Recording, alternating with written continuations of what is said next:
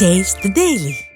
வேலூர் மாவட்டம் குடியாத்தம் அருகே புதியதாக தொடங்கப்பட்ட அரசு கலைக்கல்லூரியில் அடிப்படை வசதிகள் இல்லை என குற்றச்சாட்டு எழுந்துள்ளது. கேவிக்குப்பம் பகுதியில் பல ஆண்டுகளாக இயங்கி வரும் மகளிர் மேல்நிலைப் பள்ளியில் 500க்கும் மேற்பட்ட மாணவிகள் பயின்று வருகின்றனர். இந்த நிலையில் இந்த பள்ளி வளாகத்தை இரண்டாக பிரித்து ஒரு பகுதியில் மகளிர் மேல்நிலைப் பள்ளியும் மற்றொரு பகுதியில் அரசு கலைக்கல்லூரியும் செயல்படுகிறது.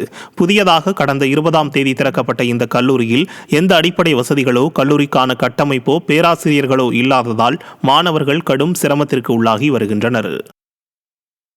திருப்பத்தூர் மாவட்டம் ஆம்பூரில் ஸ்டாலின் விளம்பரத்திற்காக நடத்தும் ரோட் ஷோ செல்லும் சாலையை அமைச்சர் ஆய்வு செய்ய வந்ததால் அப்பகுதியில் போக்குவரத்து நிறுத்தப்பட்டது. இதனால் ஆம்பூர் பேருந்து நிலையம் வந்து செல்லும் பேருந்துகள் தேசிய நெடுஞ்சாலையில் மேம்பாலத்தின் மீது திருப்பி அனுப்பப்பட்டது. ஆம்பூர் பேருந்து நிலையத்தில் இறங்க வேண்டிய பயணிகள் சுமார் 1 கிலோமீட்டர் தூரத்திற்கு முன்னதாகவே இறக்கிவிடப்பட்டதால் பயணிகள் கடும் அவதியடைந்தனர்.